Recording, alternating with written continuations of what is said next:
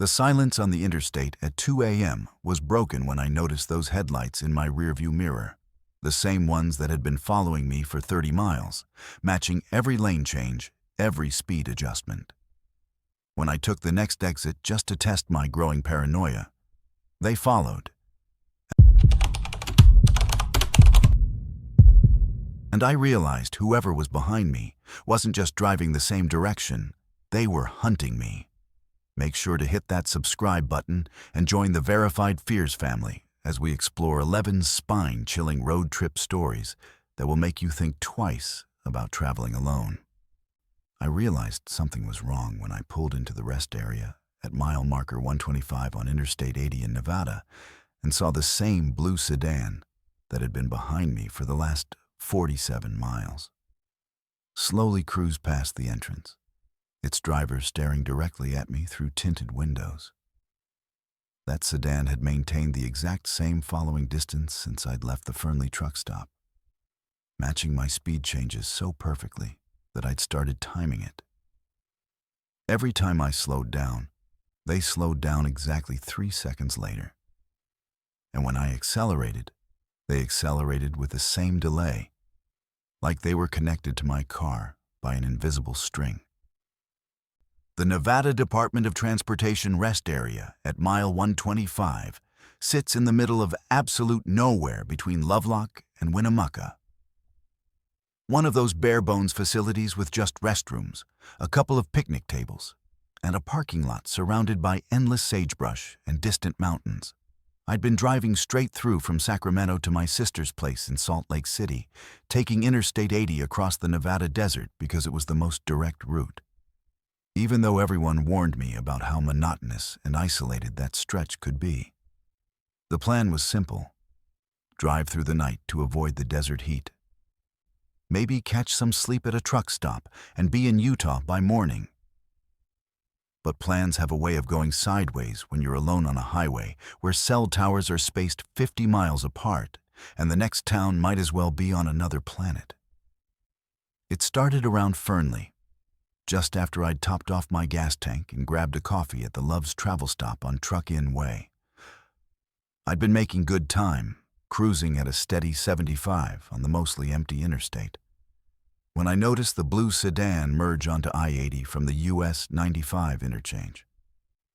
At first, it was just another car on the road. Nothing unusual about that. But as the miles ticked by and the traffic thinned out to almost nothing, that sedan remained constant in my rearview mirror, maintaining the same distance whether I was doing 70 or 85. I told myself it was coincidence, that plenty of people drive this route at night to avoid the heat. But when I slowed to 65 to test my theory, the sedan slowed too. And when I sped back up to 80, it matched my speed with mechanical precision. The desert landscape rolling past my windows looked like something from another world. Vast expanses of scrub brush and rocky outcroppings broken only by the occasional cluster of lights, marking some isolated ranch or mining operation. Mile markers counted down the distance to Winnemucca. On a 50, 140, 1 to 35, each one confirming that I was getting deeper into the kind of emptiness where help might be hours away if something went wrong. The sedan stayed with me through every gentle curve and long straightaway, never attempting to pass, never falling behind, just maintaining that same precise distance like a shadow attached to my bumper. By the time I reached mile marker 130, my hands were starting to shake on the steering wheel, and I knew I needed to do something to break this pattern. That's when I saw the brown highway sign announcing the rest area ahead, and I made a split-second decision to pull off and see what would happen. The sedan continued past the entrance, but slowly, deliberately, and I caught a glimpse of the driver. A figure in dark clothing whose face was obscured by the angle in the tinted windows. My heart was pounding as I parked near the restrooms. The only other vehicle in the lot being a semi-truck with California plates whose driver was nowhere to be seen. I sat in my car for several minutes, engine running, watching the entrance and telling myself I was being paranoid, that the sedan was probably just coincidentally traveling the same route at the same time. But then I saw the headlights approaching from the east, coming back toward the rest area. And I knew with cold certainty that the blue sedan had turned around somewhere down the highway. I watched through my windshield as it slowed at the rest area entrance, then continued past again, this time even more slowly. The driver's side window rolling down just enough for me to see the pale outline of a face turned in my direction. The sedan disappeared into the darkness toward Winnemucca. But I knew it would be back. This felt like some kind of reconnaissance, like whoever was in that car was studying the layout, planning their next move. The rest area sat in a pool of sickly yellow light from the overhead sodium lamps, casting long shadows between the picnic tables and making the surrounding desert look like an endless black void.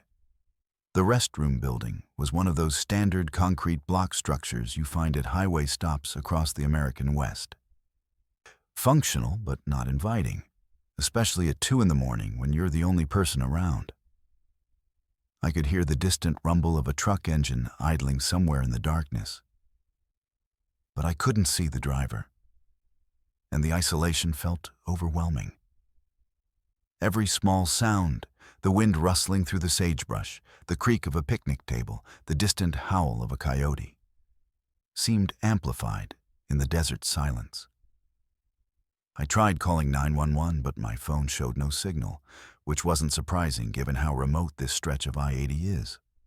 The nearest town of any size was Winnemucca, still 35 miles to the east, and Lovelock was about the same distance behind me to the west. I was truly on my own out here, and that realization made my situation feel exponentially more dangerous. The semi-truck driver was my only potential source of help, but I had no idea where he was. Maybe sleeping in his cab, maybe in the restroom. Maybe he'd walked off into the darkness for reasons I didn't want to contemplate. That's when the blue sedan returned, this time approaching from the west, from the direction of Lovelock. It pulled into the rest area entrance and parked at the far end of the lot, maybe 60 yards away from my car, positioning itself between me and the exit back to the highway. The headlights went out, but the engine kept running, and I could see the faint glow of the interior light as the driver did something inside the car, checking something, preparing something. I didn't know what. The distance between us felt both too far for me to see clearly what was happening and too close for comfort, especially with the desert stretching endlessly in all directions and no help available for miles. I made a decision that probably saved my life. I started my engine and drove straight toward the blue sedan. Not aggressively, but purposefully. Like I was heading for the highway entrance. The sedan's headlights immediately came on, and it began backing up toward the exit. But I had momentum and the angle, and I managed to get between the sedan and the highway before it could block me in completely. As I accelerated up the on-ramp back onto Interstate 80, I saw in my rearview mirror that the sedan had stopped in the rest area parking lot, and the driver had gotten out, a tall figure in dark clothing who stood motionless beside the car, watching me disappear into the night.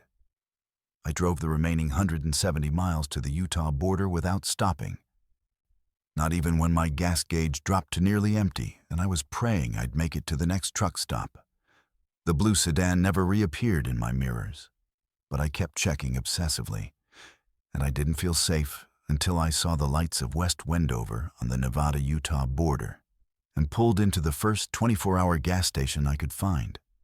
Even then, as I filled my tank under the bright, fluorescent lights with other travelers coming and going around me, I couldn't shake the feeling that somewhere in the darkness of the Nevada desert, that sedan was still out there.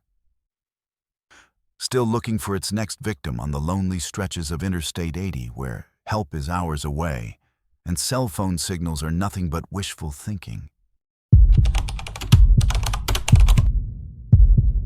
I I knew I was being watched the moment I stepped out of my car at the rest area near mile marker 59 on Interstate 35, about 20 miles south of Davis, Oklahoma. But it wasn't until I walked toward the restroom building that I realized the eyes following me belonged to more than one person. The feeling started as just an uncomfortable prickle between my shoulder blades. The kind of awareness you get when someone's staring at you from across a crowded room. But this was different. This felt predatory, calculated, like I was being evaluated by multiple sets of eyes hidden in the darkness beyond the yellow pools of sodium light. I'd been driving north from Dallas to Kansas City on Interstate 35, making the long haul through the night to avoid the brutal Texas heat and heavy traffic, when fatigue finally caught up with me just past the Red River crossing into Oklahoma. The digital clock on my dashboard read 2:17 a.m. when I spotted the brown highway sign announcing the rest area ahead. And I figured a quick bathroom break and maybe a 5-minute power nap would be enough to get me through the remaining 3 hours to my destination. Oklahoma's I-35 corridor isn't exactly known for its abundance of rest facilities. The state has been systematically closing rest areas over the years, leaving travelers with fewer and fewer safe options for overnight stops. The rest area, at mile marker 59, sits in a particularly isolated stretch of south-central Oklahoma, surrounded by rolling hills covered in scrub oak and thick stands of eastern red cedar that create deep shadows even in daylight. During the day, you can see for miles across the gently undulating landscape. But at night, those same hills and tree lines become perfect concealment for anyone who doesn't want to be seen. The facility itself is one of those basic Oklahoma Department of Transportation setups, a small parking lot with spaces for maybe 20 cars, a concrete block restroom building, a couple of picnic tables, and an RV dump station that hadn't been maintained in years. When I pulled into the rest area, mine was the only passenger vehicle in the lot, though I noticed a dark-colored pickup truck parked at the far end near the tree line, positioned so that it was mostly hidden in shadows. The truck had been there when I arrived. Engine off, no movement visible inside. But something about its placement felt deliberate, like whoever was in it wanted to observe without being observed. I told myself I was being paranoid, that plenty of people used rest areas for legitimate overnight parking, especially truck drivers and travelers on long-distance trips. But as I walked across the asphalt toward the restroom building, I became increasingly aware that I wasn't alone. The sensation of being watched intensified with every step, and I found myself unconsciously scanning the perimeter of the rest area, looking for movement in the shadows beyond the reach of the overhead lights. The Oklahoma countryside stretched endlessly in all directions, dark, rolling hills dotted with isolated farmhouses whose distant porch lights looked like tiny stars scattered across a black canvas. If someone meant me harm out here, I was at least 30 miles from the nearest town of any size, and my cell phone showed only 1 bar of signal strength. Inside the restroom, I noticed that one of the ceiling lights was flickering intermittently, casting strange moving shadows on the concrete walls and making it difficult to see clearly into the corners. The building smelled of industrial disinfectant mixed with something else, something organic and unpleasant that I couldn't quite identify. As I used the facilities, I kept listening for sounds from outside, but all I could hear was the constant hum of the ventilation system and the occasional distant rumble of a semi-truck passing by on I-35. When I finished and pushed open the heavy metal door to leave, I was startled to see that 2 more vehicles had arrived while I was inside. Both dark-colored sedans that had parked on opposite sides of my car, effectively boxing me in. The occupants of these vehicles weren't visible, but I could tell the cars were occupied because I could see the faint glow of interior lights and the occasional movement of shadows inside. My heart rate spiked as I realized that my car was now surrounded, and I was standing alone in the middle of a deserted rest area in rural Oklahoma with no help available for miles. The dark pickup truck I'd noticed earlier was still in its original position near the tree line. But now I could see that its occupant had moved to the driver's seat and the engine was running, exhaust visible in the cool night air. I tried to act casual as I walked back toward my car. But every instinct I had was screaming that something was very wrong. The two sedans had positioned themselves in a way that would make it difficult for me to back out of my parking space without maneuvering around them. And I noticed that both vehicles had out-of-state license plates, one from Arkansas, the other from Texas, which struck me as odd, given how remote this particular rest area was. As I approached my car, I heard the distinct sound of multiple car doors opening almost simultaneously, followed by the soft crunch of footsteps on gravel. I didn't turn around to see how many people had gotten out of the vehicles, but I could hear at least 3 distinct sets of footsteps moving in my direction, not running, but walking with purpose. My hands were shaking as I fumbled with my car keys, and I made a split-second decision that probably saved my life.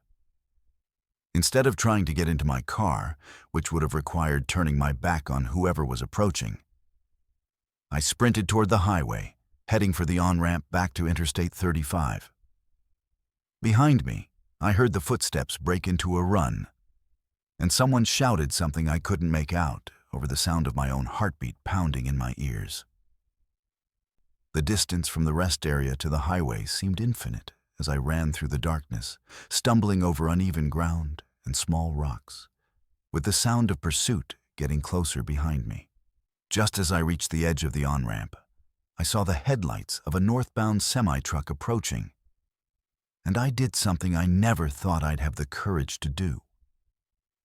I ran directly into the path of that 18-wheeler, waving my arms frantically to get the driver's attention.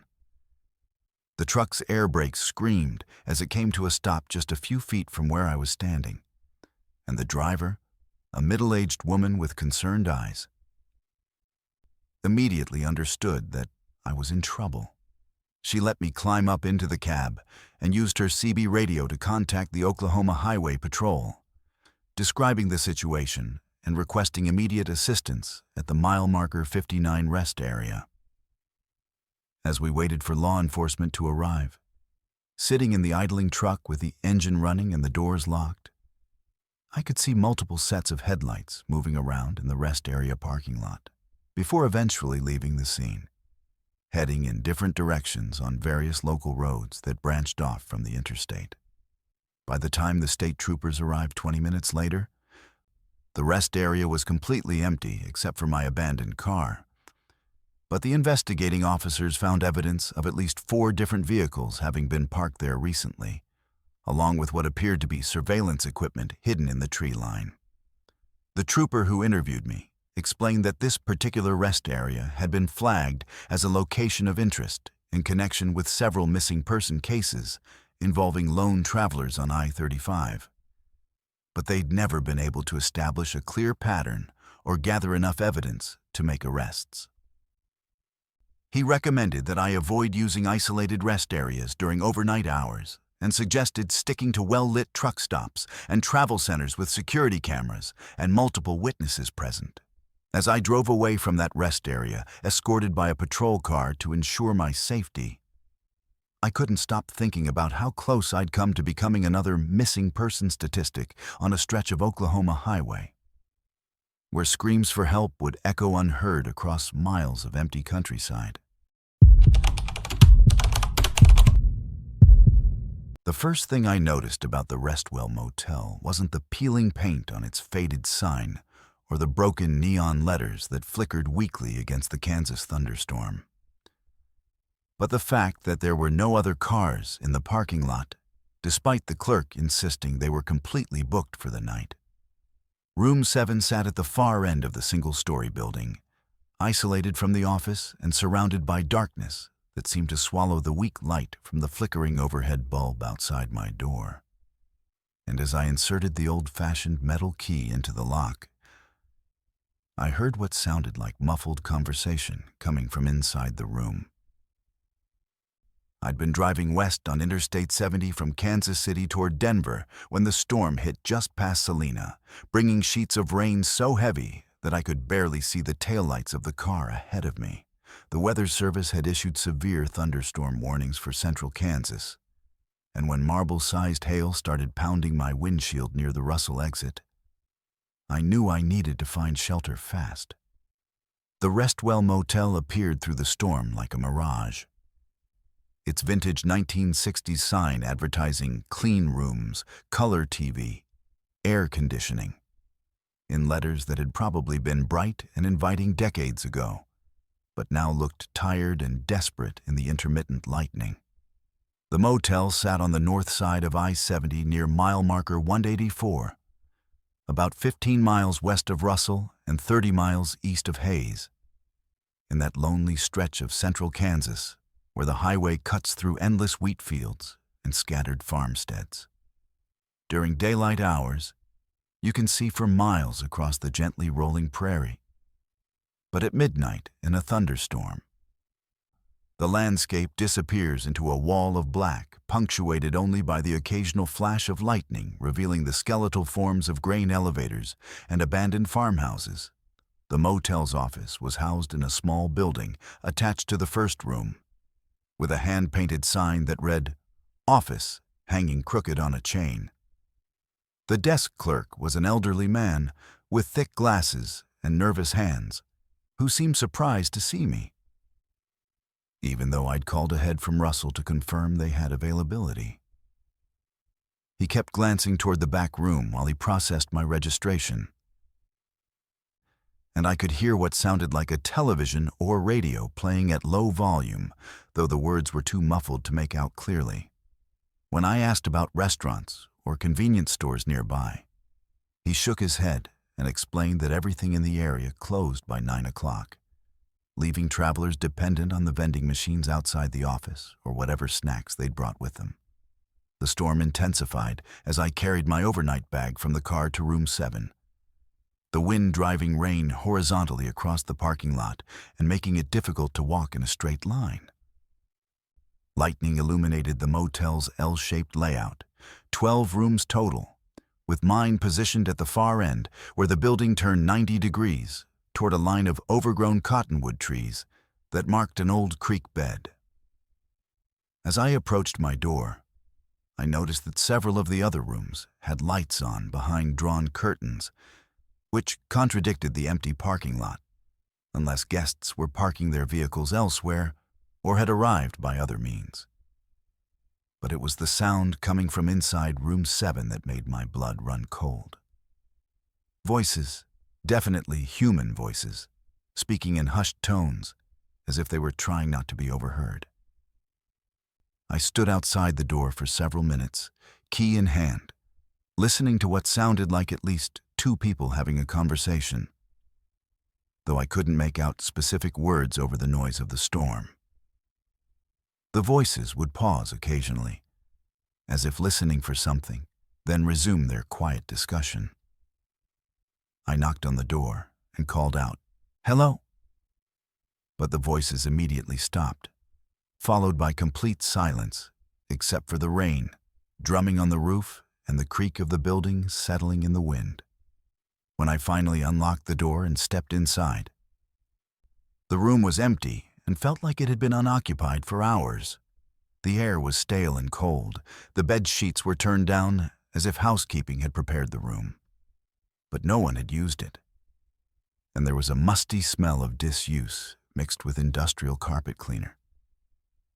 I checked the bathroom, the closet, and even looked under the bed, but there was no sign that anyone had been in the room recently. The window was locked from the inside, and there was no connecting door to adjacent rooms, so I couldn't explain how the voices I'd heard could have disappeared so completely. The television was an old CRT model from the 1990s, and when I turned it on to check for local weather updates, it only received 3 channels with poor reception. all showing late-night programming that seemed oddly inappropriate for a family motel. Grainy, black-and-white movies that looked like they'd been filmed decades earlier. The air conditioning unit rattled and wheezed, but barely cooled the room. And the single overhead light cast harsh shadows that made everything look stark and unwelcoming. I tried calling the front desk to report the strange voices, but the phone in my room wasn't working, producing only a dial tone that sounded wrong somehow. Too high-pitched and electronic. Around 2 a.m., the voices returned, this time seeming to come from the walls themselves rather than from people physically present in the room. I could hear distinct conversations about things that made no sense. References to events that hadn't happened yet. Discussions of people I'd never heard of. And occasional mentions of room numbers and guest names that the desk clerk might have access to, but couldn't possibly know in such detail. The voices described other travelers who had stayed at the motel over the years, recounting their personal information, their reasons for traveling, and intimate details about their lives that no stranger could know. What terrified me most was when I heard my own name mentioned, along with accurate details about my trip to Denver, my job, and even private thoughts I'd had during the drive that I'd never spoken aloud. The voices discussed my arrival at the motel as if they'd been watching me, describing my conversation with the desk clerk word for word, and commenting on my reactions to the storm and my decision to stop for the night. They seemed to know things about me that I'd never shared with anyone, including childhood memories and fears that I'd kept buried for years. I spent the rest of the night sitting in my car in the parking lot with the engine running and the doors locked, afraid to go back into room 7, but equally afraid to drive in the continuing storm. The rain finally stopped around dawn, and as the sun came up over the Kansas prairie, I could see that the motel looked even more run down in daylight. Several rooms had boards over the windows. The swimming pool was empty and filled with debris, and weeds grew through cracks in the parking lot asphalt. When I went to the office to check out, a different clerk was on duty, a young woman who had no record of my registration and claimed the motel had been closed for renovations for the past 6 months. As I drove away on I-70 toward Hayes, I looked back at the Restwell Motel one last time and saw that room 7's door was standing wide open, revealing darkness inside even though the morning sun was shining directly into the doorway. I never found any online reviews or official records of the motel's existence. And when I drove back through that area 6 months later, there was nothing but an empty lot overgrown with prairie grass and a faded concrete foundation that might have once supported a building. But sometimes, late at night when I'm staying in other motels during long road trips, I still hear those voices discussing travelers and their secrets. And I wonder if the Restwell Motel was ever really there at all, or if some places exist only when desperate travelers need shelter from storms that might be more than just weather. My GPS died exactly 3 seconds before I realized the road I'd been following for the past 20 minutes didn't exist on any official map of Montana. The unmarked gravel path stretched ahead through dense lodgepole pine forest, disappearing around a bend where afternoon shadows turned the woods into something dark and impenetrable. And my fuel gauge was showing less than a quarter tank, with no memory of when I'd last seen another vehicle or any sign of civilization. The whole mess started that morning when I'd taken what looked like a shortcut off Highway 2 near Kalispell, trying to shave an hour off my drive to Glacier National Park before the weather turned. I'm usually pretty methodical about these things. Double-check routes, keep the tank full, stick to main highways when traveling alone. But something about the morning had made me feel reckless, maybe confident, like the kind of person who takes unmarked forest roads just to see where they lead. The detour had seemed innocent enough at first. A well-maintained dirt road marked only by a weathered wooden sign that read, Forest Service Road 486, no winter maintenance, in faded letters that I'd barely bothered to read completely. For the first 10 miles, everything felt perfectly normal. The road wound through typical northwestern Montana landscape of dense forest, broken by occasional meadows where wildflowers bloomed in patches of sunlight that filtered through the canopy overhead.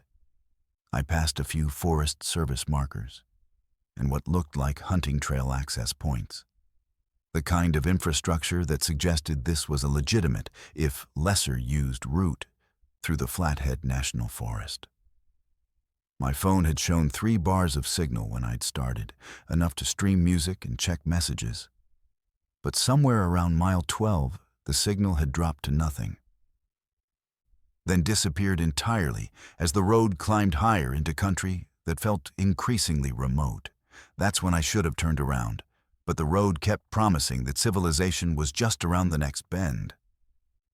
There would be a wider spot that looked like maybe it led somewhere important, or a trail marker that suggested I was getting closer to a main hiking area where other people might be found.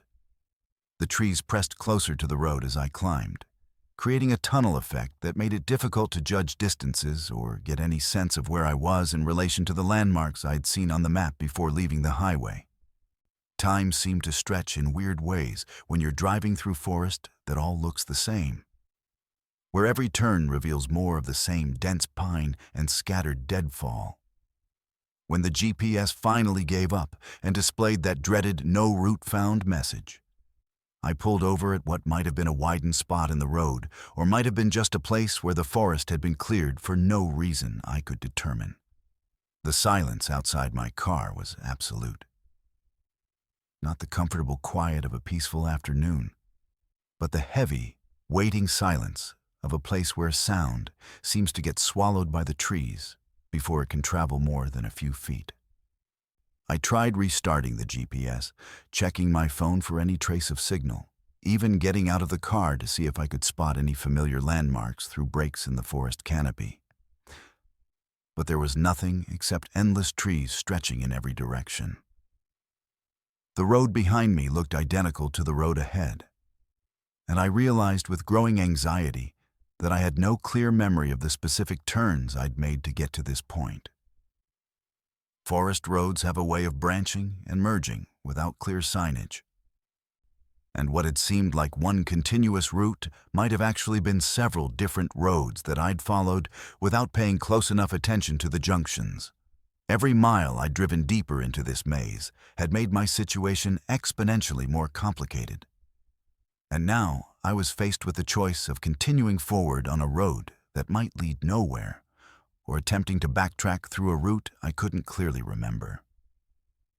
I decided to keep going forward, reasoning that most forest roads eventually connect to something: a highway, a ranger station, a campground, some kind of destination that would put me back on familiar ground. But as the afternoon wore on and my fuel gauge continued dropping toward empty, the road seemed to become less maintained, more like an old logging track than an official Forest Service route. The gravel gave way to packed dirt with deeper ruts, and I had to slow down to navigate around fallen branches and washouts that suggested this road hadn't seen regular maintenance in years. The trees began changing too, from the mixed pine and fir forest I'd been driving through to stands of older growth that blocked out more of the sky, creating a premature twilight effect even though it was still mid-afternoon. I started noticing things that seemed wrong: trail markers that didn't match any system I was familiar with, numbered posts that seemed to count down rather than up, and occasional clearings where the stumps looked like they'd been cut with something other than modern logging equipment. The wrongness was subtle but persistent, like being in a place where the normal rules didn't quite apply. When I finally saw the building ahead, my first reaction was relief. Any structure meant human presence, maybe someone who could give me directions or at least confirm where I was. But as I got closer, I could see that the building was abandoned. Probably had been for decades. It was a single-story log structure with a collapsed roof and windows that had been boarded up with plywood that was now weathered gray and pulling away from the frames. A sign that might once have identified the building was too faded to read, and the parking area was overgrown with vegetation that suggested no vehicles had been there in years. But my car wasn't the only one there. Parked behind the abandoned building, partially hidden by overgrown brush, were 3 other vehicles: a pickup truck, a sedan, and an SUV that all looked like they'd been sitting there for months or even years. The license plates were from different states and different decades. The oldest one I could make out was from the early 2000s, and all of them showed signs of long exposure to weather and neglect. Windows were clouded with condensation, tires were flat, and vegetation had grown up around the wheel wells in a way that suggested these vehicles had become permanent fixtures of the landscape. I sat in my car with the engine running, staring at those abandoned vehicles and trying to process what they meant. Other people had followed this same road, had arrived at this same destination, and for whatever reason, had never left. The logical explanation was mechanical failure.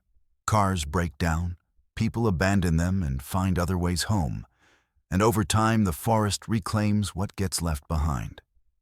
But something about the scene felt deliberate, arranged, like these vehicles had been collected rather than coincidentally stranded.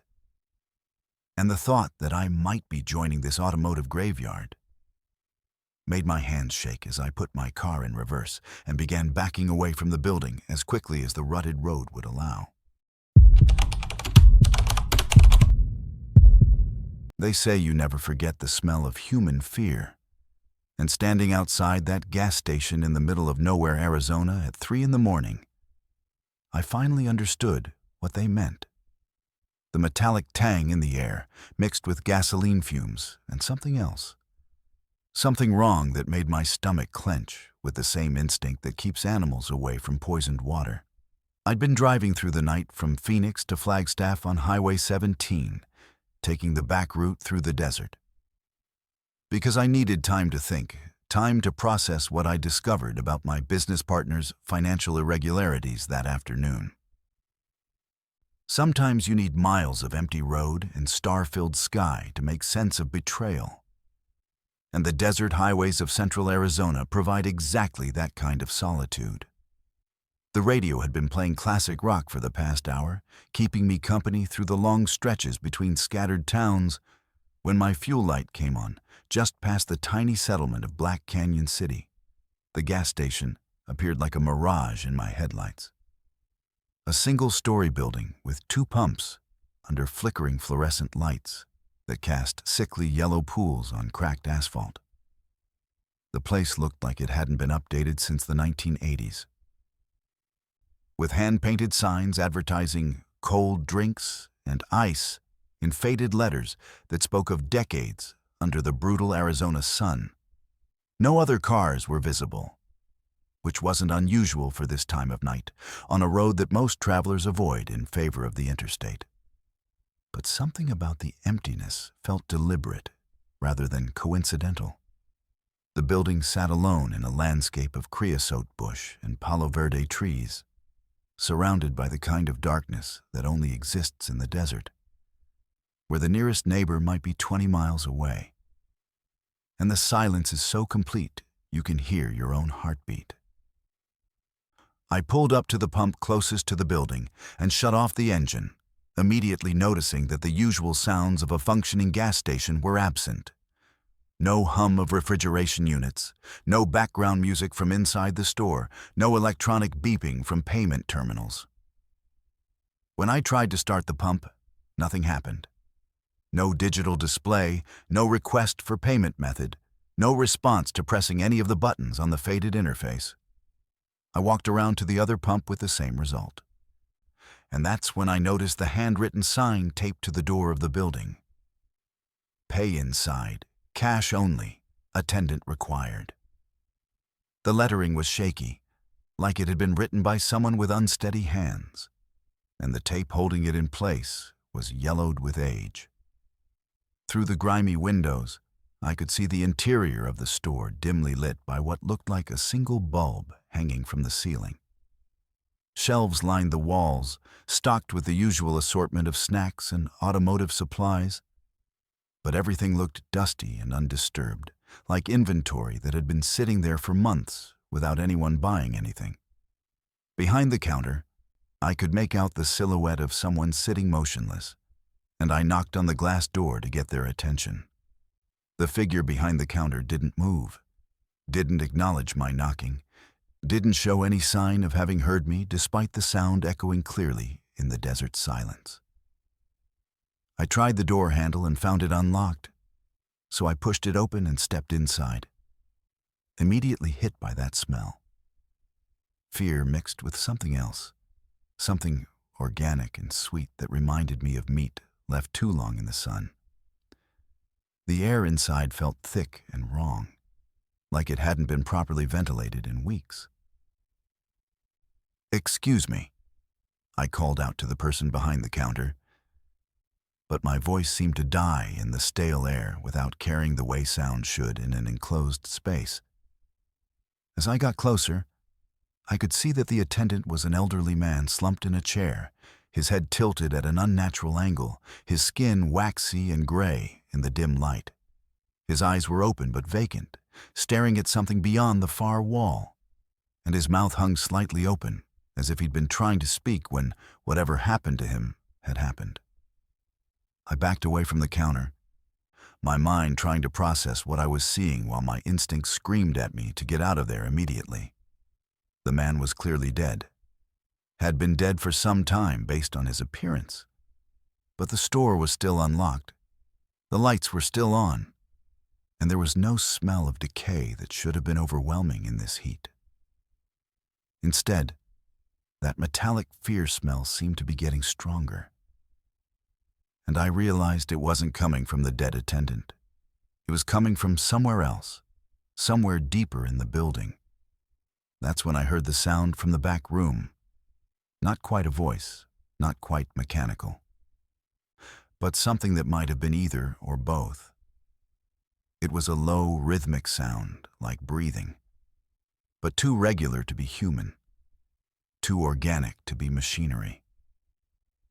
The sound had a wet quality that made my skin crawl, and it seemed to be responding to my presence, getting slightly louder and more frequent as I stood there listening. I should have run then, should have gotten back in my car and driven until I found another gas station or run out of fuel trying. But something about the situation held me frozen in place. The dead attendant, the functioning lights, the unlocked door, the sound from the back room. None of it made sense in a way that suggested rational explanation. This felt like a place where normal rules had been suspended, where something had taken up residence that didn't belong in the daylight world of commerce and highway travel. The breathing sound from the back room changed rhythm, becoming more excited, more anticipatory, and I realized that whatever was making it knew I was there and was pleased about my presence. The fear smell in the air intensified until it was almost choking, and I understood with terrible clarity that I wasn't the first traveler to stop at this gas station in the night. Wasn't the first person to discover the dead attendant and investigate the sounds from the back room. I forced myself to move, to back slowly toward the door while keeping my eyes on the entrance to the back room, expecting at any moment to see something emerge that would explain the sounds and the smell and the dead man behind the counter. But nothing appeared, and the breathing continued its wet, rhythmic pattern, sometimes pausing as if listening, then resuming with what sounded almost like satisfaction. Outside, my hands shook as I tried to start my car, the engine turning over slowly in the desert heat before finally catching and roaring to life. As I pulled away from the gas station, I looked back in my rearview mirror and saw that the lights in the building had gone out, all of them at once, leaving the place in complete darkness. But the breathing sound followed me for miles down the highway, carried on the desert wind through my open windows, reminding me that some places exist outside the normal world of maps and highway signs.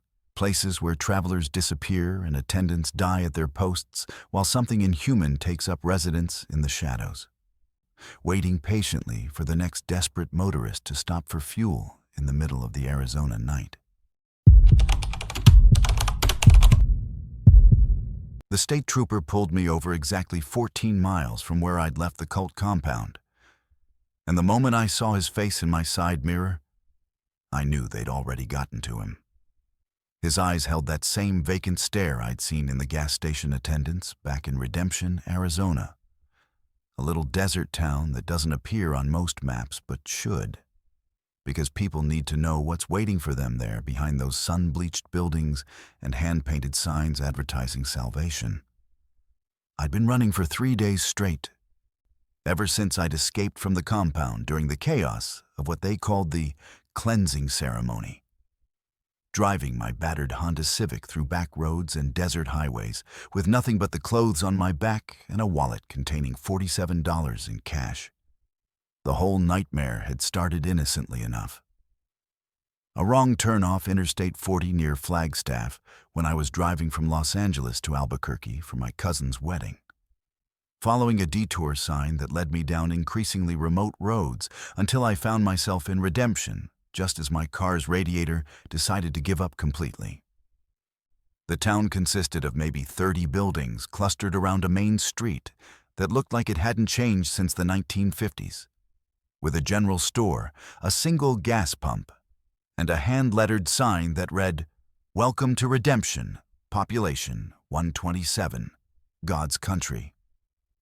What struck me first wasn't the isolation or the heat shimmers rising from the asphalt in the late afternoon sun, but how everyone in town seemed to know I was coming before I'd even parked my car. People emerged from buildings as I coasted to a stop near the gas pump, all of them wearing similar expressions of polite interest mixed with something else. Something that reminded me of the way people look at livestock being evaluated for purchase. The mechanic who came to look at my radiator was friendly enough. A soft-spoken man named Brother Michael, who explained that they'd need to order parts from Phoenix, and it might take a few days to arrive. But not to worry because the town had plenty of hospitality for stranded travelers. "The Lord provides," he said. And the way he said it made me uncomfortable in ways I couldn't quite articulate. They put me up in what they called the guest house, a small adobe building behind the general store that was clean and comfortable, but had no telephone and windows that didn't open properly. The meals were simple but well prepared, served in a communal dining room where everyone sat together and held hands, while Brother Samuel, who seemed to be the town's spiritual leader, led prayers that went on longer than seemed necessary and included frequent references to purification and the chosen ones, and those who have been called to serve. At first, I attributed the religious intensity to small-town fundamentalism, the kind of isolated community faith you sometimes encounter in rural areas where church and social life are inseparably intertwined. But by the second day, I began noticing things that troubled me more deeply than mere religious fervor could explain. The way conversations stopped when I entered a room, only to resume in hushed tones after I'd passed by. The fact that no one in town seemed to have last names, referring to each other only as brother this and sister that, even the children. The complete absence of any outside communication, no television, no radio, no internet, no newspapers. As if the town existed in perfect isolation from the rest of the world.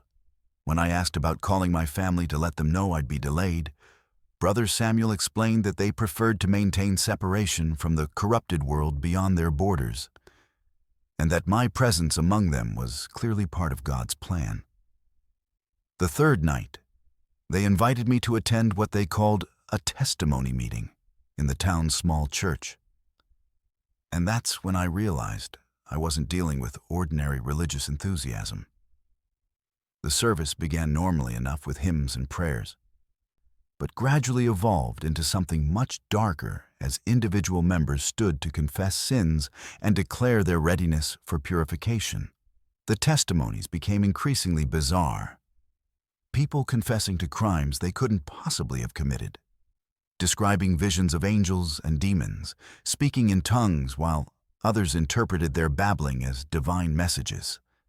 Brother Samuel presided over it all, with an intensity that bordered on the manic, his eyes bright with the kind of fervor that makes people dangerous.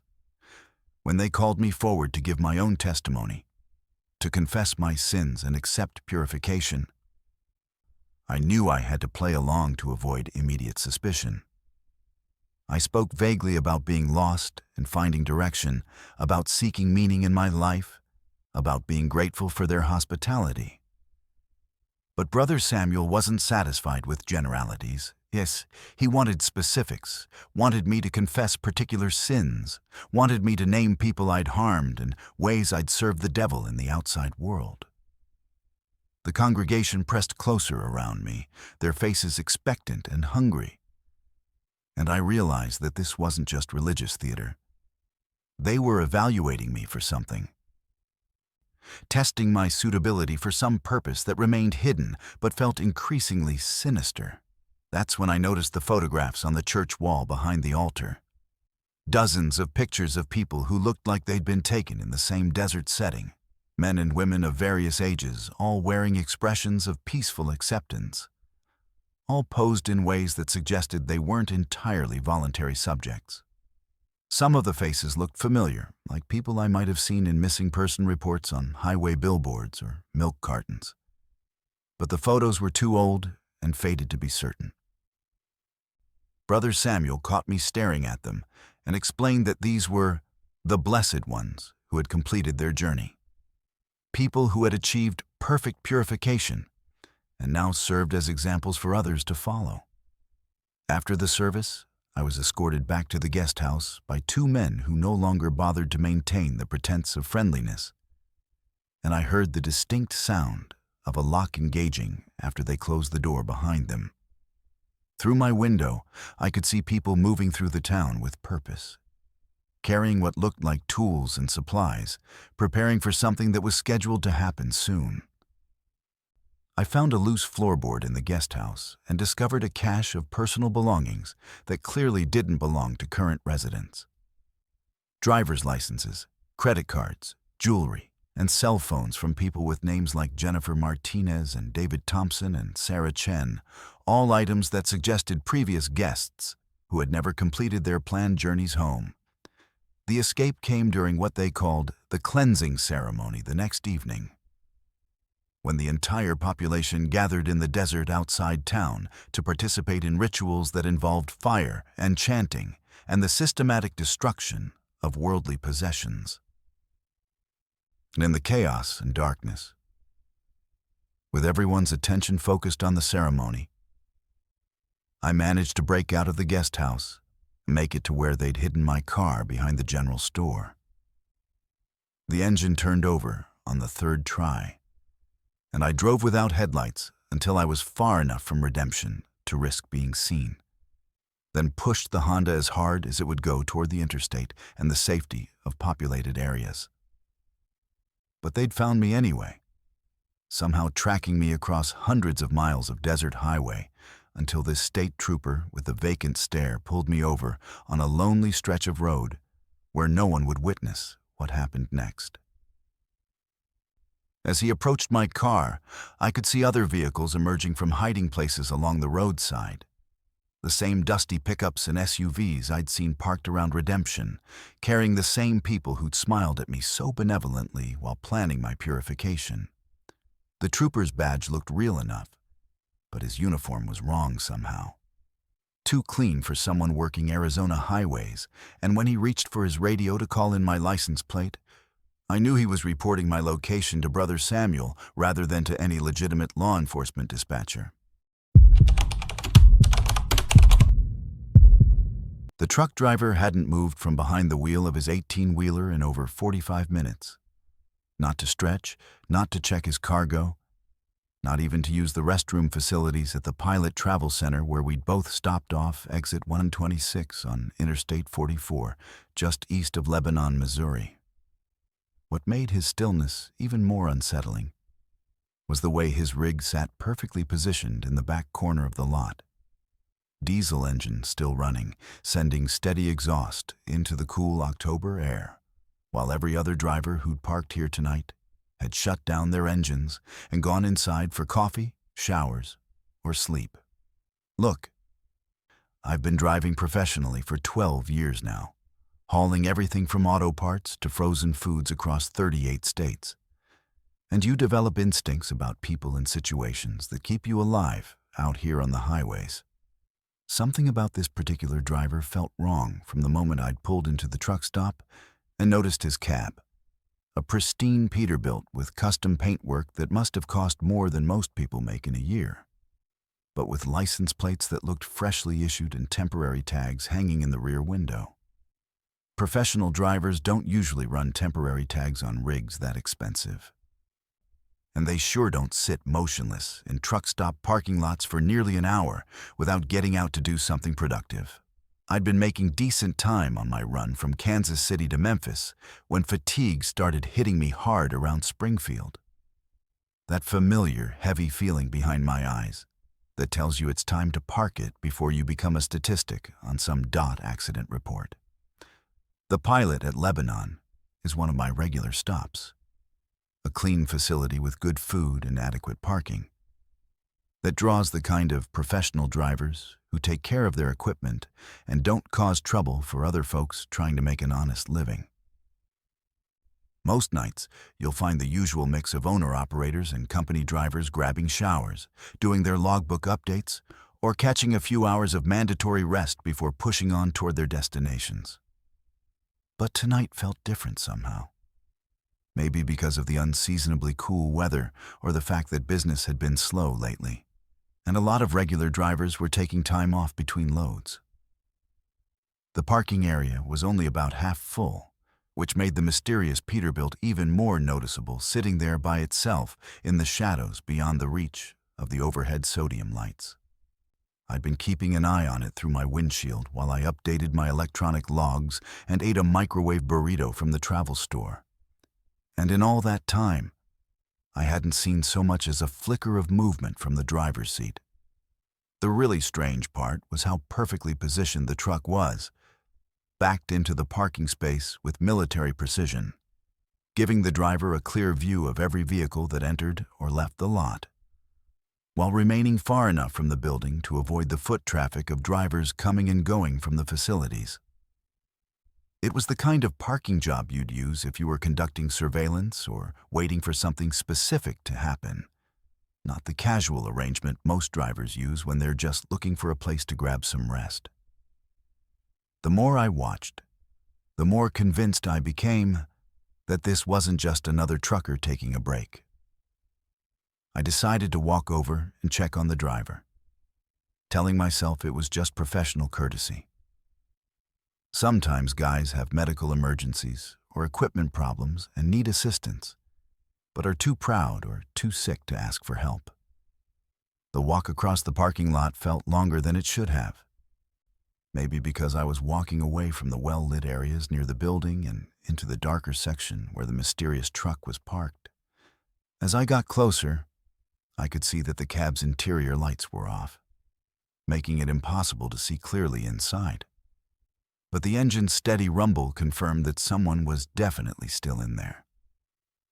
When I reached the driver's side of the Peterbilt, I knocked on the door and called out, "Hey, driver, everything okay in there?" The response wasn't what I expected. Instead of the usual acknowledgement or invitation to talk, I heard what sounded like rapid shuffling movements inside the cab, followed by complete silence except for the engine's idle. The movements had been too quick and too deliberate to be someone just waking up from sleep, more like someone scrambling to hide something or get into a different position. I knocked again, louder this time, and identified myself as a fellow professional driver, but got no response at all. That's when I noticed the smell. Something organic and unpleasant that seemed to be coming from the trailer rather than the cab. A sweet, cloying odor that reminded me of meat left too long in the sun. Most refrigerated trailers smell like diesel fuel and machinery, sometimes with traces of whatever they're hauling. But this was different. More pungent and definitely not something you'd associate with legitimate cargo. I walked back along the length of the trailer, trying to identify the source of the smell, and noticed that the rear doors weren't properly sealed. There was a gap of maybe half an inch that shouldn't have been there if the trailer was maintaining proper temperature for refrigerated goods. The smell was definitely stronger near the rear doors, and I could hear what sounded like a low humming or buzzing sound coming from inside the trailer. Like electrical equipment running or maybe ventilation fans that weren't working properly. But refrigerated trailers don't usually make those kinds of sounds unless something's wrong with the cooling system. And if the cooling system was malfunctioning, any legitimate driver would be on his radio or phone trying to get emergency service to prevent his cargo from spoiling. The fact that this driver was just sitting motionless in his cab, while his trailer potentially suffered mechanical problems, made no sense from a professional standpoint. I was starting to back away from the trailer when I heard a new sound from inside. Not mechanical this time, but something that might have been organic, like movement or maybe voices, though too muffled to make out clearly.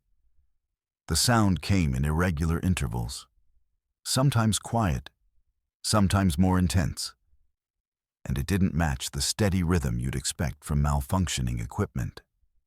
I pressed my ear closer to the gap in the rear doors, trying to determine if someone inside might need help. And what I heard made my blood run cold.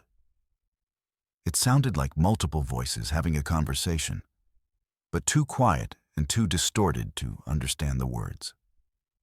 The smart thing would have been to walk away right then, to go back to my own truck and mind my own business like most drivers do when they encounter something that doesn't concern them directly. But something about the whole situation felt wrong enough that I couldn't just ignore it. The mysterious driver who wouldn't respond to knocks, the improperly sealed trailer with the strange smell, the sounds that suggested people might be trapped inside. I walked around to the front of the Peterbilt and tried to see through the windshield, but the cab's curtains were drawn, and the angle made it impossible to see inside clearly. When I returned to my own truck to consider my options, I noticed that the mysterious Peterbilt had changed position slightly. It was now angled differently in its parking space, as if it had been moved just enough to get a better view of my truck or to position itself for a quick departure. The movement had been so subtle that I might not have noticed if I hadn't been paying close attention. But it confirmed that someone was definitely awake and alert inside that cab, watching my movements and reacting to my interest in their operation. That's when I decided to call the Missouri State Police and report what I'd observed. Describing the location, the truck's appearance, and the suspicious circumstances without making any specific accusations. The dispatcher took my information professionally and said they'd send a trooper to check on the situation, but warned me that it might take 30 to 40 minutes for someone to arrive, since most units were tied up with a multi-vehicle accident on I-44 west of Springfield. As I waited for law enforcement to arrive, I kept watching the mysterious truck from my cab. And about 20 minutes after I'd made the call, the Peterbilt's engine note changed from idle to driving RPM, and the truck pulled out of its parking space and headed for the exit without stopping at the fuel pumps or the building.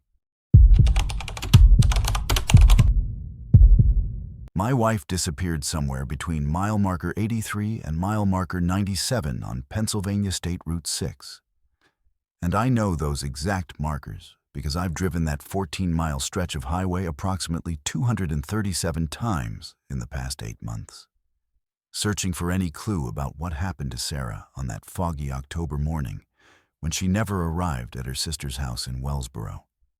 The Pennsylvania State Police closed her case after 6 weeks, officially classifying her disappearance as a voluntary missing person situation.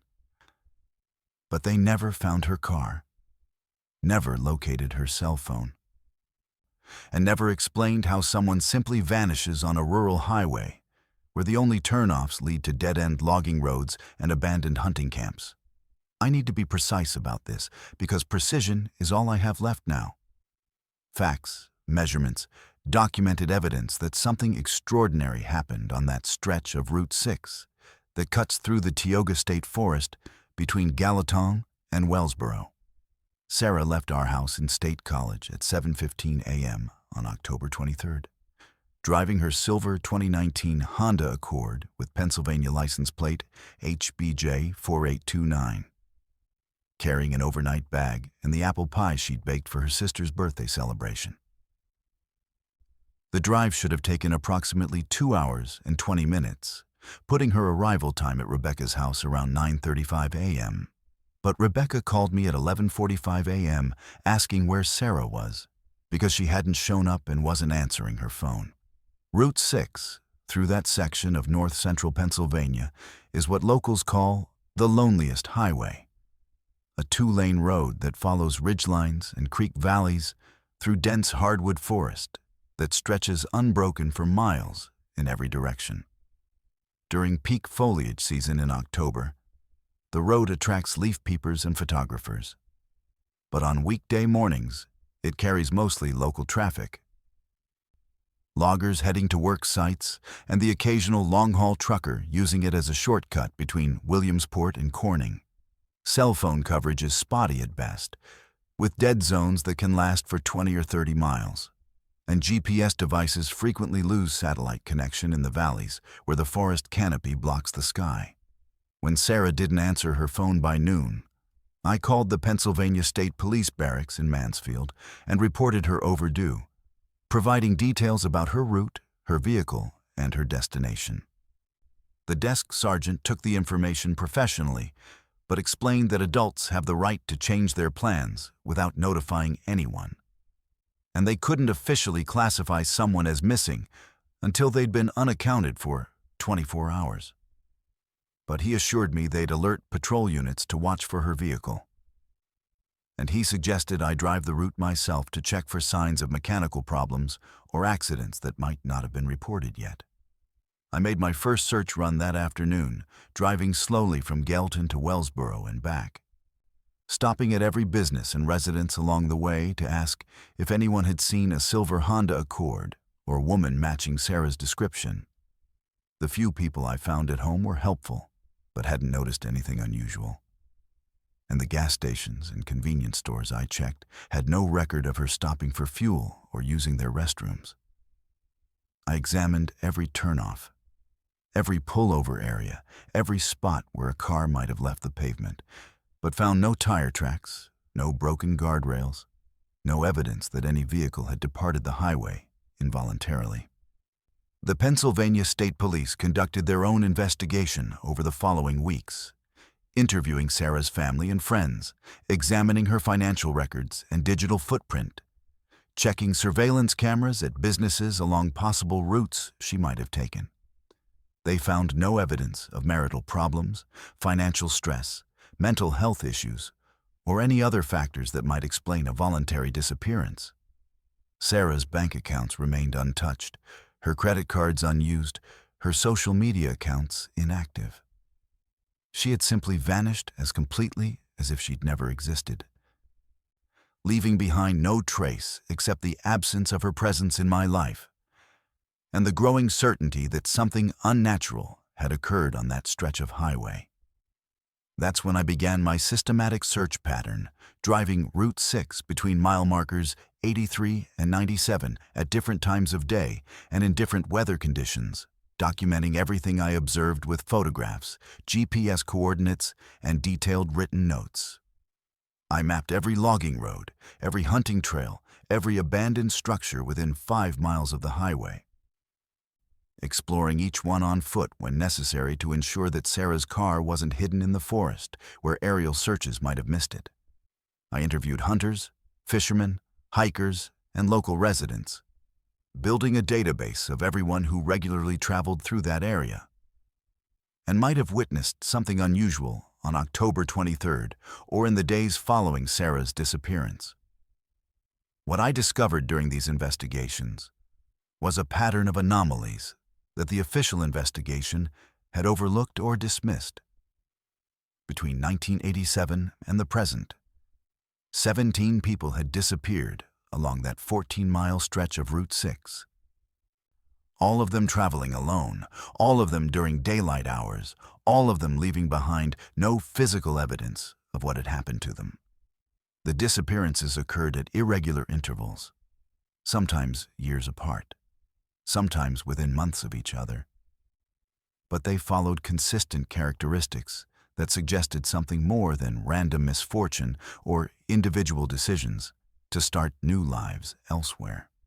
The local residents I interviewed were reluctant to discuss the disappearances directly, but many of them acknowledged that strange things happened along that section of highway, particularly in the area around Pine Creek Gorge, where the road runs along the edge of a deep ravine known locally as the Pennsylvania Grand Canyon. Some mentioned unusual weather patterns, sudden fog banks that appeared without meteorological explanation, temperature drops that occurred on clear, warm days, electromagnetic disturbances that affected radio reception and cell phone signals.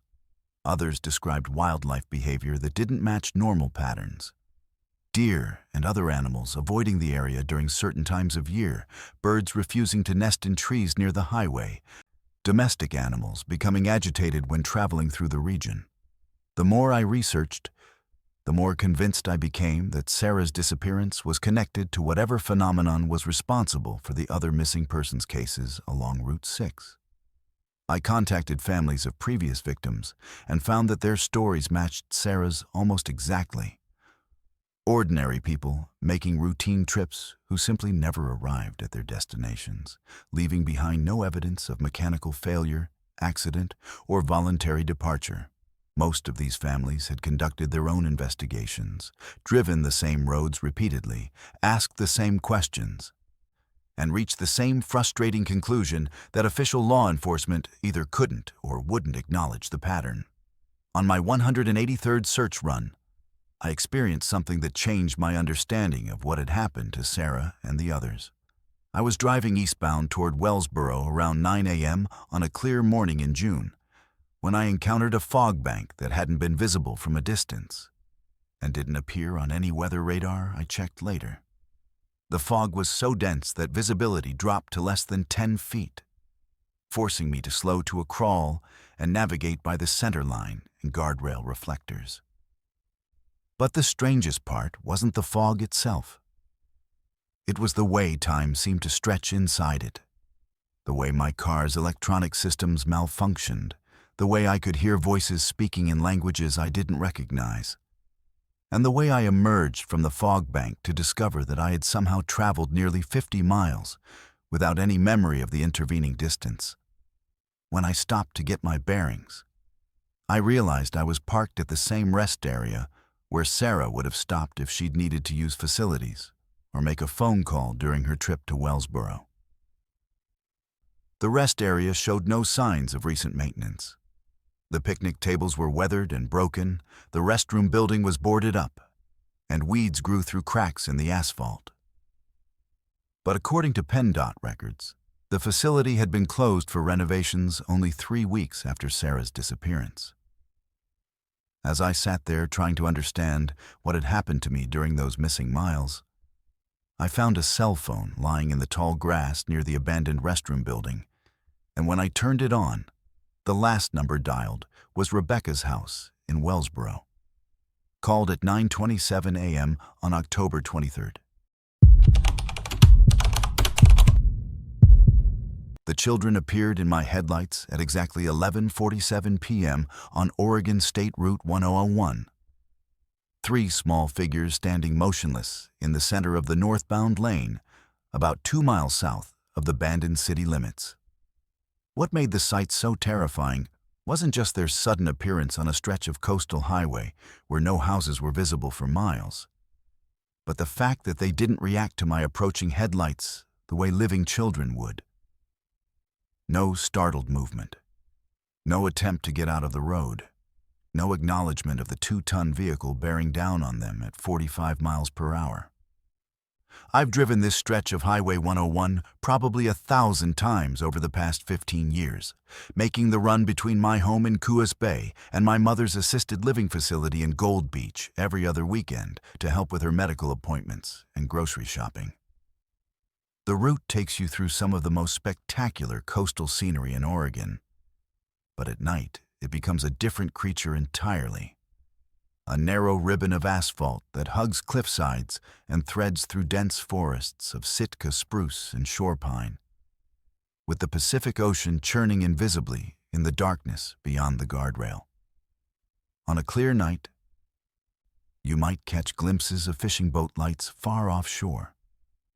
But when the marine layer rolls in, as it had that particular evening, visibility drops to whatever your headlights can illuminate in the wall of gray fog. I slammed on my brakes so hard that my seatbelt locked and my coffee cup went flying, the Honda Civic skidding to a stop maybe 20 feet from where the children stood in the road. They appeared to be between 8 and 12 years old. 2 girls and a boy, wearing clothing that looked somehow old-fashioned, even in the brief glimpse I'd gotten. The kind of simple dresses and knickers that kids might have worn decades ago. They stood perfectly still in formation, as if they were posing for a photograph or participating in some kind of ceremony that required absolute motionlessness. The fog swirled around them, but didn't seem to obscure their forms the way it affected everything else in my headlight beams. My first instinct was to get out of the car and check if they were injured or lost. But something about the scene held me frozen behind the wheel with the engine running, and my hands gripping the steering wheel hard enough to leave marks in the vinyl. The children's faces were visible in the headlight glare. But their expressions were wrong somehow. Too calm for kids standing in the middle of a highway at nearly midnight, too focused on something beyond my car rather than on the immediate danger of the situation. They weren't looking at me or at my vehicle. They were staring past me down the road toward Bandon, with the kind of intense concentration that suggests they were waiting for something specific to happen. The rational part of my brain kept insisting that these were real children who needed help, maybe victims of a car accident or runaways who'd gotten lost in the fog and ended up wandering onto the highway. But the deeper, more primitive part of my mind was screaming warnings I couldn't ignore. The same instincts that keep animals away from dangerous situations they can't understand, but somehow recognize as threats. These children weren't behaving like any living kids I'd ever encountered. And the longer I sat there watching them, the more convinced I became that something was fundamentally wrong with the entire situation. I tried honking my horn to get their attention, but the sound seemed to die in the fog, without carrying the way it should have, producing only a muffled note that felt flat and ineffective. The children didn't react to the noise at all, maintaining their rigid poses in the center of the road as if they hadn't heard anything. I flashed my high beams on and off several times, but again got no response. And I began to notice that the fog around them seemed to be moving in patterns that didn't match the gentle breeze I could feel through my partially open window. That's when I remembered the stories I'd heard over the years from other locals who regularly traveled this stretch of highway. Tales of unexplained sightings and encounters that most people dismissed as fog-induced hallucinations or the overactive imaginations of tired drivers. But the stories always included certain consistent details. Children seen standing in the road at night, always in groups of 3, always wearing old-fashioned clothing, always appearing in the same general area between Bandon and the Coquille River mouth. The accounts went back decades, with some of the older fishermen and logging truck drivers claiming their fathers and grandfathers had reported similar encounters. According to local folklore, the children were connected to a tragedy that had occurred sometime in the 1920s or 1930s, when a family traveling south from Portland had been caught in a winter storm and taken shelter in their automobiles somewhere along this section of highway. The details varied depending on who was telling the story, but the basic narrative remained consistent. The parents had died of carbon monoxide poisoning while keeping the car running for warmth, and the 3 children had wandered out into the storm and perished from exposure before help could arrive. Their bodies were supposedly found days later by a logging crew, but some versions of the story claimed the children's remains were never recovered. I'd always dismissed these stories as typical rural legend material, the kind of tales that grow and evolve in isolated communities where entertainment options are limited and long winter nights encourage storytelling.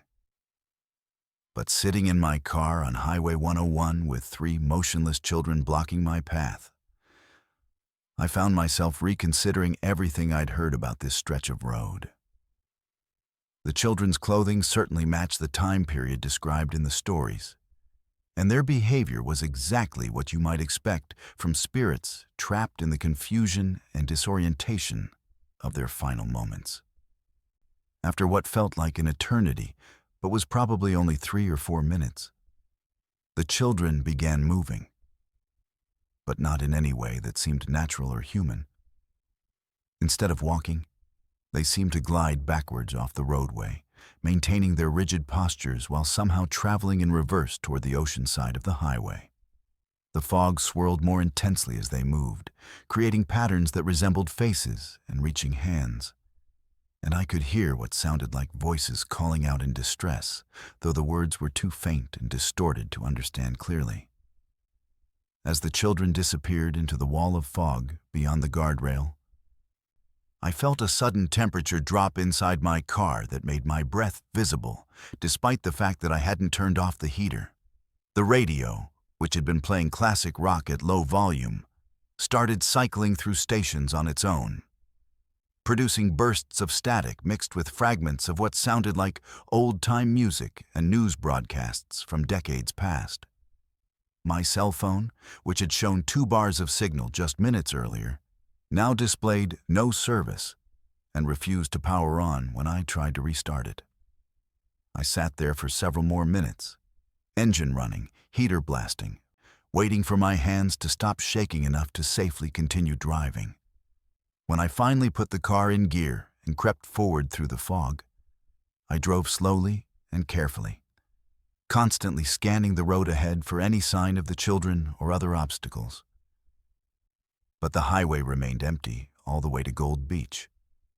And by the time I reached my mother's facility, the fog had lifted and my phone was working normally again. I never told her or anyone else about what I'd seen that night, partly because I wasn't sure I believed it myself, and partly because some experiences feel too personal and too strange to share with people who weren't there. But every time I drive that stretch of Highway 101 now, especially on foggy nights, I find myself slowing down and watching the road more carefully, wondering if those 3 children are still out there waiting for someone to help them find their way home, or if they're trying to warn other travelers about dangers that exist in the space between the living world and whatever comes after, where the rules we understand don't always apply and the past refuses to stay buried in the coastal mists of the Oregon night. My transmission gave out at the worst possible place it could have chosen. Mile marker 247 on Louisiana State Route 82. Deep in the Atchafalaya Basin, where the road runs like a concrete thread through a maze of cypress swamps and Spanish moss that blocks out most of the sky even at midday. The engine was still running fine, but when I pressed the gas pedal, nothing happened except a grinding sound that told me I wasn't going anywhere under my own power. And my cell phone showed absolutely no signal in this godforsaken stretch of wetland that looks more like the end of the world than any place people are supposed to live. You have to understand something about Route 82 through the Atchafalaya. It's not like other highways where you break down and walk to the nearest exit or flag down help from passing motorists. This is a raised roadway that cuts through 26 miles of swampland between Morgan City and Burrick, with nothing but water, cypress trees, and alligators on both sides of the asphalt. The road sits on concrete pillars maybe 10 feet above the water level, and there's nowhere to go except straight ahead or straight back. Assuming you can manage either direction on foot in the Louisiana heat and humidity that makes breathing feel like drowning in warm soup. I'd driven this route dozens of times over the years, hauling equipment between oilfield service companies. But I'd never appreciated how isolated and vulnerable you become when your vehicle stops working in the middle of all that primeval wilderness. The temperature gauge on my dashboard read 94 degrees, but with the humidity, it felt closer to 110, and I could already feel sweat soaking through my work shirt as I sat there trying to figure out my options. Behind me, the road stretched back toward Morgan City, about 12 miles through heat shimmer and Spanish moss, while ahead it continued toward Berwick for maybe 14 more miles of the same endless swamp. No other vehicles were visible in either direction, which wasn't unusual for mid-afternoon on a weekday. But it meant I might be waiting hours before someone came along who could help or at least carry a message to civilization. I tried the engine again, hoping maybe the transmission would catch if I gave it time to cool down, but got the same grinding noise and the same complete lack of forward momentum. The smell of overheated metal was starting to drift through the air conditioning vents, and I knew I was looking at a major mechanical failure that couldn't be fixed with roadside repairs. My truck was going to need a tow, probably to a transmission shop in Morgan City, and the cost was going to eat up most of what I'd planned to make on this job. But first, I had to find a way to contact someone with a phone that actually worked. That's when I noticed the boat. It was drifting slowly through the cypress trees about 100 yards off the north side of the highway, moving without any visible means of propulsion through water that looked black as coffee in the shade of the forest canopy. From my elevated position on the roadway, I could see that it was an aluminum fishing boat, maybe 14 feet long, with a single occupant sitting motionless in the stern. The person appeared to be an older man, wearing dark clothing, but the distance and the play of shadows made it difficult to make out details. What struck me as odd was how the boat maintained its steady drift through the trees without the man making any effort to steer or control its direction. I got out of my truck and walked to the guardrail, hoping to get the boatman's attention and maybe ask if he had a way to contact help or could carry a message to someone who did. "Hey," I called out, waving my arms to make myself more visible against the concrete and steel of the highway structure. "Hey, over here." But the figure in the boat didn't react, didn't turn his head or acknowledge my presence in any way. The boat continued its silent drift through the cypress grove, weaving between the massive tree trunks with an almost supernatural ability to avoid obstacles without any apparent guidance from its occupant.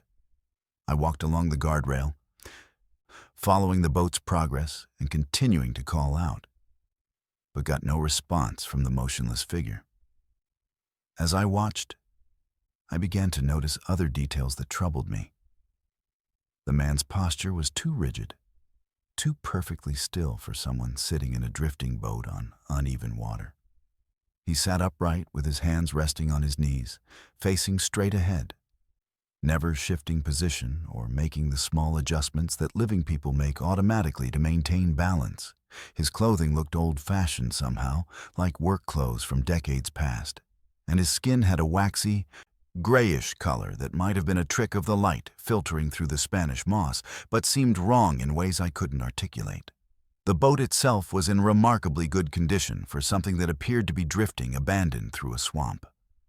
There was no visible damage to the hull, no accumulated debris from floating through the forest, no evidence of the wear and weathering you'd expect from a vessel that had been adrift for any length of time.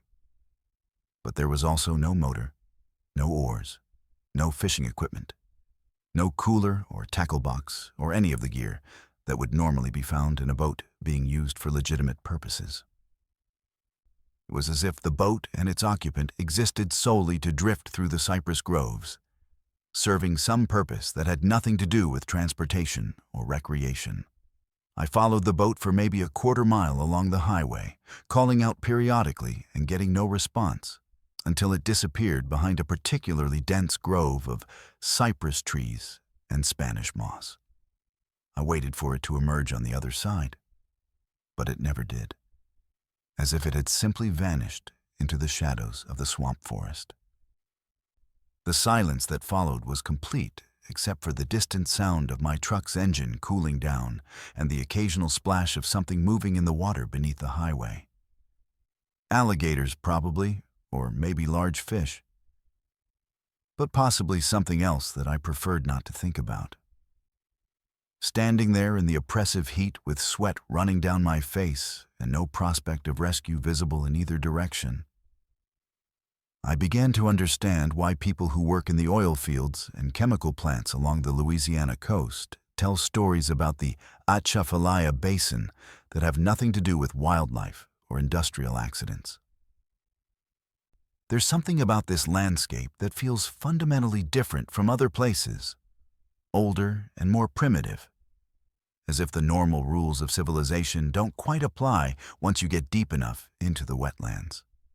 The Spanish moss hanging from every tree creates a perpetual twilight, even in the middle of the day. And the water that surrounds the roadway is dark enough to hide anything that might be moving beneath the surface. I was still standing at the guardrail, scanning the water for any sign of the mysterious boat or its occupant, when I heard the sound of an approaching vehicle. A pickup truck was coming from the direction of Berwick, the first traffic I'd seen in over an hour, and I hurried back to my disabled vehicle to flag down the driver. The truck slowed as it approached, and the driver, a middle-aged Cajun man with graying hair and concerned eyes, rolled down his window to ask if I needed help. When I explained my situation, he nodded sympathetically and offered to give me a ride to a phone in Berwick, where I could call for a tow truck. As we drove toward town with my truck's hazard lights blinking behind us, I mentioned the strange boat and its motionless occupant to my rescuer. He was quiet for several moments before responding in the distinctive accent of South Louisiana, "You best not worry about what you see out there in the basin, friend. Some things been drifting through these waters a long time, and they ain't got nothing to do with the living world. Long as you stay on the highway and don't go looking for trouble in the swamp, you'll be fine. But don't go expecting answers to everything you might happen to see out there, because some questions ain't meant to be asked." My family thought I was losing my mind when I told them about the highway that kept changing itself. But they weren't there at 3:30 a.m. on Colorado State Route 149, when I watched the road literally rearrange its curves and landmarks while I was driving through them. The asphalt beneath my wheels felt solid enough, and my GPS kept insisting I was still on the same highway I'd entered 6 hours earlier near South Fork. But the mile markers were counting backward. The mountain peaks had switched positions on the horizon, and I'd passed the same abandoned gas station with the "closed for repairs" sign exactly 7 times in what should have been a straight-line journey from Creede to Lake City. I should probably explain how I ended up on that particular stretch of highway in the middle of the night, because under normal circumstances, I'm the kind of person who plans routes carefully and doesn't take chances on unfamiliar roads after dark.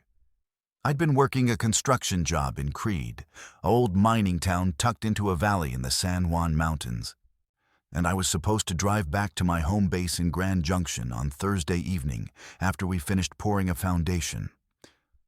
But the concrete delivery got delayed, and we didn't wrap up until nearly 9 p.m., which meant I was starting a 4-hour drive through mountain highways at the worst possible time. Route 149 is the only real option for getting from Creede to points north and west, a 2-lane mountain highway that winds through some of the most spectacular and isolated country in Colorado.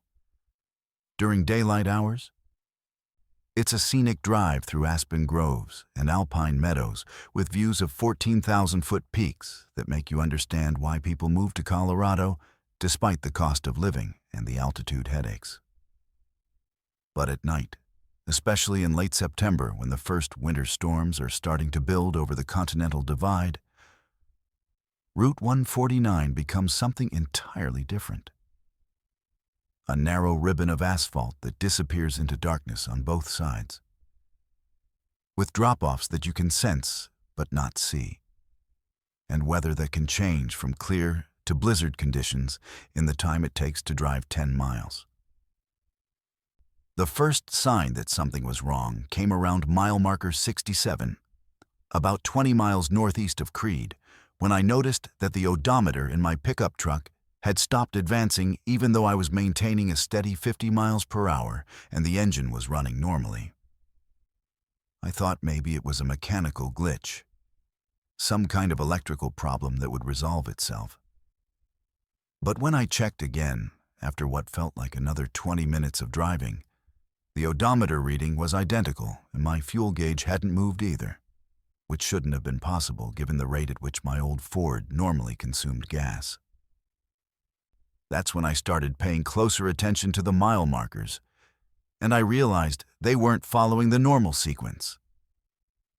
Instead of counting up as I drove northeast toward Lake City, they seemed to be jumping around randomly, sometimes increasing by 10 or 15 miles between markers, sometimes decreasing, sometimes repeating numbers I'd already passed. Mile marker 67 appeared 3 different times over what should have been a 40-mile stretch of highway, and each time it looked exactly the same, positioned next to the same cluster of aspen trees and the same distinctive rock formation that jutted up from the valley floor. The abandoned gas station first appeared around what my GPS claimed was mile marker 78, a single-story concrete block building with 2 ancient pumps and a hand-painted sign that read, "Mountain View Service, closed for repairs," in faded red letters. The building sat in a wide spot in the road that might have been an official turnout or just a place where the highway construction had created extra space, surrounded by the kind of high-altitude scrub brush and scattered boulders that characterize the landscape above 10,000 feet elevation. I slowed down as I passed it, thinking I might stop and try to get better cell phone reception, but decided to push on toward Lake City instead. But 20 minutes later, I passed the same gas station again, in exactly the same location relative to the distinctive rock formations and aspen groves that served as landmarks in the darkness. This time, I pulled over and got out of the truck to examine the building more closely, thinking maybe there were similar structures along the highway that I'd confused in the dark. But the details were identical. The same "closed for repairs" sign in the same faded red paint, the same crack in the concrete foundation, the same broken window on the north side of the building. I tried calling my supervisor to report that I was running late, but my cell phone showed no signal, which wasn't unusual in the mountains, but added to my growing sense that something was fundamentally wrong with this drive.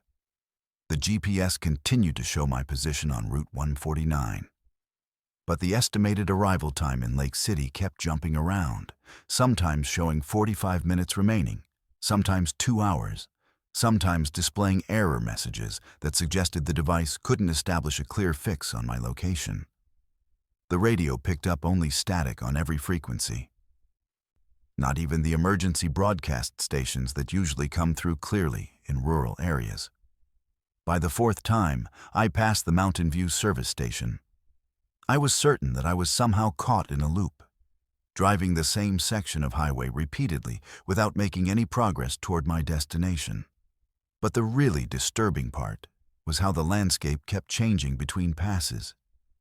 Subtle alterations that I might have missed if I hadn't been paying close attention. Mountain peaks that had been visible on my left side during the first pass would appear on my right side during the 3rd pass, as if the entire highway had been rotated or reflected. Valleys that had been deep and narrow became wide and shallow, and creek beds that had been running parallel to the road would suddenly cut across it at different angles.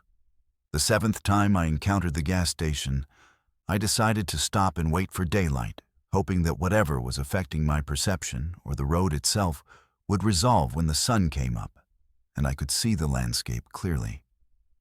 I parked next to the building and tried to sleep in the cab of my truck. But every time I started to doze off, I would hear the sound of vehicles passing on the highway. Not the normal whoosh of cars and trucks moving at highway speeds, but something slower and more deliberate, like heavy machinery or construction equipment operating at very low speeds in the darkness. When I finally got out to look, there was nothing on the road, no vehicles visible in either direction, and no recent tire tracks in the light coating of dust that covered the asphalt. But the sound continued periodically throughout the night, sometimes approaching from the direction of Creed, sometimes from the Lake City direction, but never producing any visible source or leaving any evidence of passage. As dawn finally began to break over the mountains, revealing the familiar landscape of the San Juan Range in its proper configuration, I found myself parked at a legitimate rest area 15 miles past Lake City. With no memory of how I'd gotten there and no explanation for what had happened during those lost hours on a highway that seemed to exist in its own space and time. These stories represent just a fraction of the terrifying encounters that happen every night on America's highways, where travelers find themselves face to face with phenomena that challenge everything we think we know about reality. If you've experienced something similar on your own road trips, you're not alone, and your story matters. Subscribe to Verified Fears for more chilling accounts of true highway horror. And remember that sometimes the most dangerous thing about a long drive isn't falling asleep at the wheel, but discovering that some roads lead to places that don't exist on any map.